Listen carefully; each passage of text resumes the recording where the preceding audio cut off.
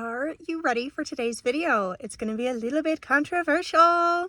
So we are going to go on a hike and I will tell you some of the scariest things that have happened to me and BeanDip while free flying. Let's go.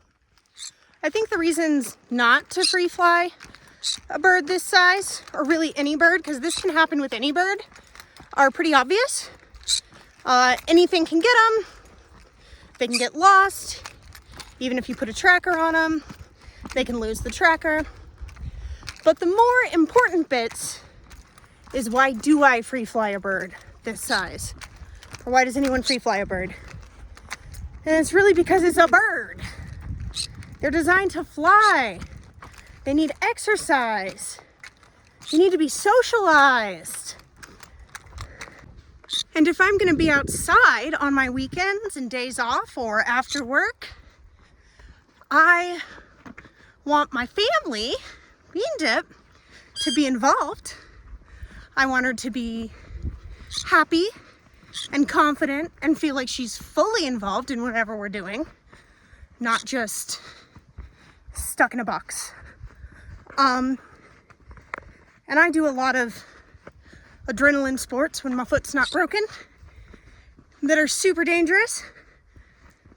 And I drive a car every day, which is probably the most dangerous thing I do. It's how I broke my foot. So I think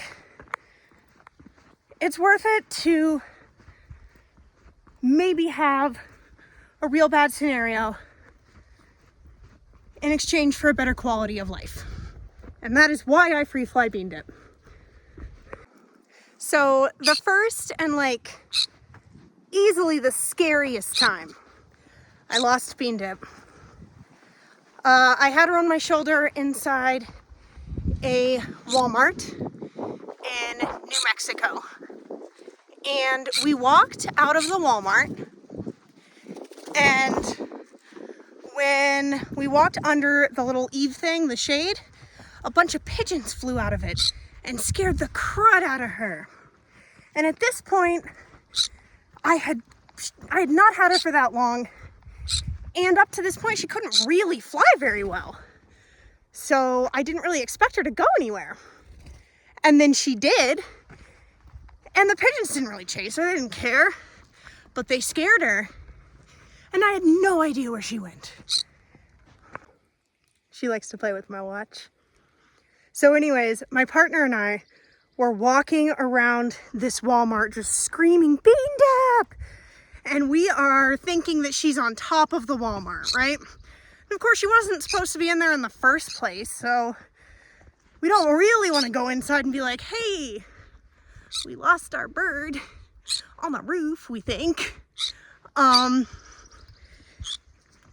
it was hours. I was full on breakdown. I just killed that animal. I killed her. I don't know where she went.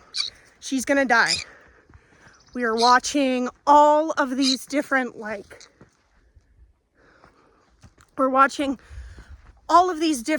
dogs and cats wander by.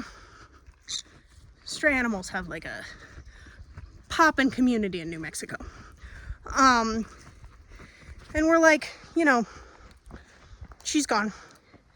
And finally I walk by this fence in this trailer park type deal behind Walmart. And I'm yelling for her and I hear her. And so once I heard her and started to respond specifically to her calls, and we started getting a little dialogue back and forth, I knew that she was in this little fenced in backyard type dealio of this trailer park. And we trespassed a little bit and we went and got her. And it was so relieving, and also it taught me something about her. If she can't see me and she doesn't know how to get back to me, she'll talk to me. So lesson 1, always listen for your birds. So the second time I just lost her was in California. We were walking through a neighborhood and something freaked her out. And like, I to this day have no idea what it was, but something freaked her out. And I found her again because when I call for her, she talks to me. All right, I have 3 other bird stories for you. So the first incidence of her getting scary chased by another bird was she got mobbed by mostly grackles, which are a black bird. I believe they're a corvid. We were in Arizona, and birds mob, which is basically when a whole group of them chases a single bird that they think is dangerous or predatory. Now, BeanDip's smaller than the grackles. However, they didn't know what she was. Because what's that? What is that? To an Arizona bird. We do have peach-faced lovebirds in Arizona, so it's not quite that they've never seen a colorful bird. So anyways, they were all chasing her, and I was running around trying to get her back. I thought they were going to chase her so far that I'd never be able to get her back. And they got her, and they grabbed her, and I saw them grab her, and she let herself become dead weight, and she fell into a tree right in front of me. And as soon as I hit that tree, all those other birds left. BeanDip was there, and she was fine. And what we learned from that is that she does know that getting to where the human can reach her, good plan. You ready for the one you're always bugging me about in my comments? Oh, she's gonna get got by a hawk. I have that story. Of course I have that story. Also, look at this view.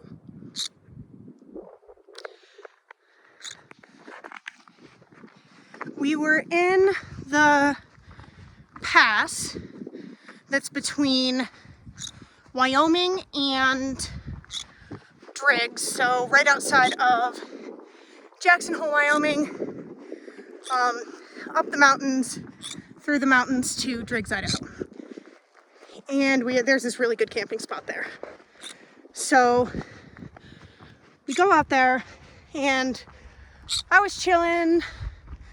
I think I was kind of just like doing like yoga or something. I had BeanDip out, sitting on top of the car. First mistake. And out of nowhere, I hear her alarm call. And then she shoots by me. And I look up, and she's being full-on chased by a predatory bird. And this is the first and only time that has happened. The way BeanDip ended up avoiding this hawk was that she started doing these little maneuvers around all the trees and in the branches, like kind of the way that she goes through hoops. And she's fast, and this hawk could not keep up. And when she got a little distance from him, she came back to me. She knows where to go. I think the most recent time that BeanDip got chased by a bird was the most interesting. So it was a larger bird than her. It was a crow or a raven. I'm not entirely sure. It was a big one though. I was skating with her, and we were going fast, and she went under this crow that was hanging out on this building, and I just saw him immediately walk, and he was gonna go get her.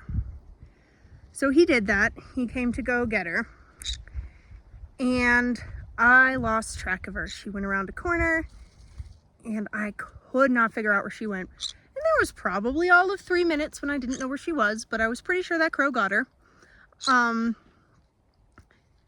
And finally I located the crow, and he was sitting on a roof looking down like, there's something down there. And he clearly hadn't caught her. So I followed what he was looking at, and I walked up to right under him. And he could clearly think that he was looking for something, but he couldn't see it. It was a grassy area. That colored grass, actually. And BeanDip had decided to flatten herself out on the ground in the grass. This is the most interesting scenario I've ever seen BeanDip get chased in, because I have so many questions. Is that how wild green cheeks avoid predators? Instead of going up, do they go down? Do they hang out on the ground? The wild type is not quite this color. So how did she know to pick the grass that was her color? Or did she pick it? Did she just know, I need to go down? Does she know what she blends into? So I have more stories. I have stories of at least one encounter with a dog.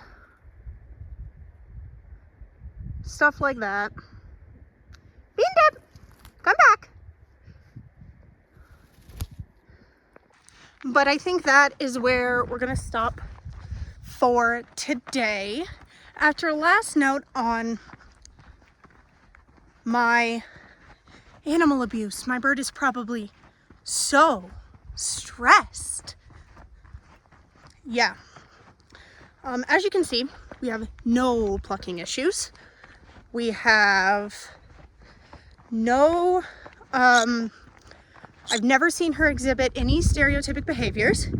She does beg for treats, that's true. But that's usually not a stress behavior. She loves coming outside. Soon as I open the door, she's ready to go. You have even seen her preen herself on this hike. So, it's up to you to decide if you think what I do is animal abuse. Leave it in the comments. Thank you so much for watching. As always, like, subscribe, share, whatever you can. We're a tiny channel. We need it. And have a great rest of your day. Thank you.